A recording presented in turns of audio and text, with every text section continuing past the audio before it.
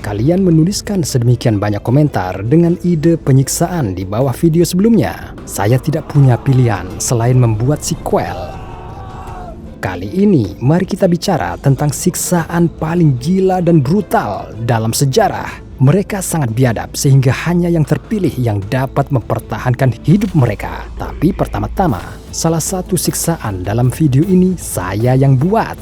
Bisakah Anda tebak yang mana? Dalam video ini Anda akan mengetahui mengapa Algojo memberi makan korban dengan madu dan susu. Mengapa jangan sampai Anda ditangkap oleh Viking.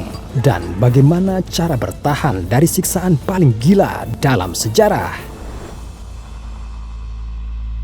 Bayangkan siksaan yang begitu menyakitkan sehingga membuat Anda gila dan membunuh Anda secara perlahan. Mari bergerak melintasi peta ke Cina untuk melihat lebih dekat. Lingqi, kematian dengan 1000 luka, digunakan di Cina pada abad pertengahan. Prosesnya melibatkan mengikat orang ke tiang kayu, biasanya di alun-alun utama, dan Algojo mengambil pisau tajam. Pisau ini digunakan untuk memotong lipatan kulit dan otot dari tubuh dengan beberapa irisan. Selanjutnya, Algojo akan berjalan ke lengan, memotong jari-jari orang tersebut, termasuk sendi-sendinya atau seluruh anggota badan. Penyiksaan ini bisa berlangsung selama 3 hari berturut-turut. Rasa sakit yang membakar terus-menerus secara bertahap membuat gila dan kehilangan darah dan kelelahan mengakibatkan kematian yang panjang dan menyakitkan. Tidak ada cara untuk selamat dari siksaan Lingqi. Setidaknya jika Anda berada di Cina pada abad pertengahan,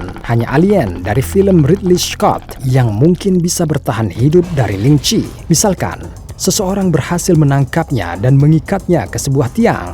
Algojo dengan pisau tajam mendekati korban, membuat sayatan pertama, dan dilarutkan dalam asam. Sebelum menyiksa spesies asing, sebaiknya pastikan mereka tidak menggunakan asam molekuler daripada darah. Penyiksaan gila lainnya adalah penyiksaan air Tiongkok. Seseorang ditempatkan di bawah wadah berisi air es. Kepala orang itu distabilkan dengan air dingin berulang kali menetes ke dahi. Itu adalah salah satu siksaan langka yang menyebabkan penderitaan mental daripada rasa sakit yang tak tertahankan. Untuk mencapai efek maksimal, pola tetesan dan interval waktu harus tidak teratur. Setetes demi setetes, individu yang tersiksa akan merasa sangat takut dan putus asa yang luar biasa. Gimana nggak gila disiksa dengan air? Anda tidak bisa menjadi gila jika Anda sudah gila. Tahu kan, seperti Joker, saya pikir dalam hal ini Algojo akan menjadi gila. Bayangkan saja Anda telah menyiksa orang ini dengan air selama berjam-jam. Setiap orang yang melalui siksaan itu hancur pada saat itu. Tapi bukan Joker. Setiap tetes yang jatuh di dahinya hanya membuatnya tertawa lebih keras. Sekarang, saya mengajak semua orang yang doyan makan sambil menonton video saya untuk mengesampingkan makanannya. Karena saya akan menghibur Anda dengan siksaan paling menjijikkan dalam sejarah. Dan itu adalah Skavisme. Penyiksaan ini pertama kali muncul di Persia kuno. Seseorang dibaringkan di perahu yang tertutup perahu lain, sehingga kepala, tangan, dan kakinya dibiarkan di luar. Korban dicekok paksa dengan campuran susu dan madu untuk memicu diare dan dibiarkan mengapung di kolam yang tergenang. Segera setelah itu, madu dan kotoran menarik lalat dan serangga lainnya.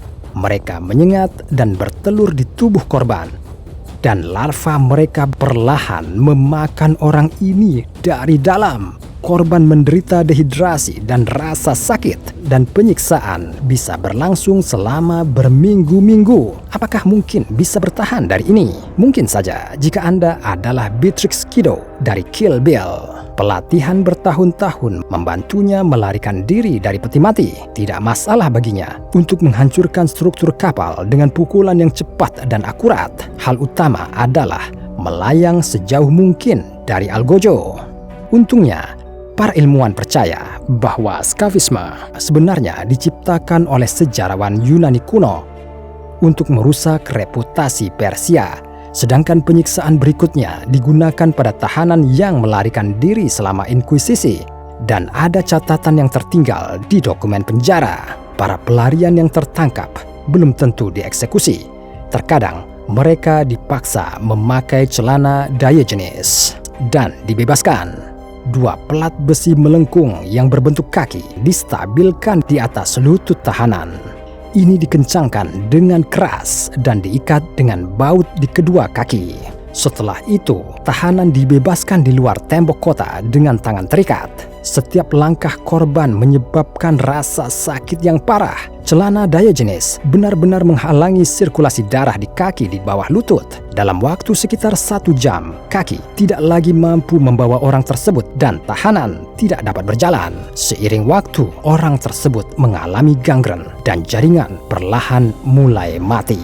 Bagaimana cara bertahan jika Anda dipaksa memakai celana Diogenes? Anda bisa bertanya kepada Hugh Glass tentang ini yang dimainkan DiCaprio di The Revenant. Dia berhasil berjalan lebih dari 300 km dengan kaki patah, sehingga celana Diogenes akan terlihat seperti mainan anak-anak baginya. Dan dalam kasus serangan beruang, celana Diogenes akan berfungsi sebagai tourniquet. Glass tidak akan kehilangan banyak darah. Namun demikian, celana Diogenes tidak bisa disebut sebagai siksaan terburuk dalam sejarah, apalagi dibandingkan dengan elang darah. Penyiksaan ini dianggap dirancang oleh bangsa Viking. Korban dibaringkan dalam posisi tengkurap dan diikat ke meja. Pertama, Algojo membuat sayatan pisau di sepanjang tulang belakang, dari tulang ekor hingga tulang belakang leher. Kemudian, dengan kapak, dia memisahkan tulang rusuknya satu persatu dan membukanya. Dan selama ini, korban dalam keadaan sadar. Tapi itu belum semuanya.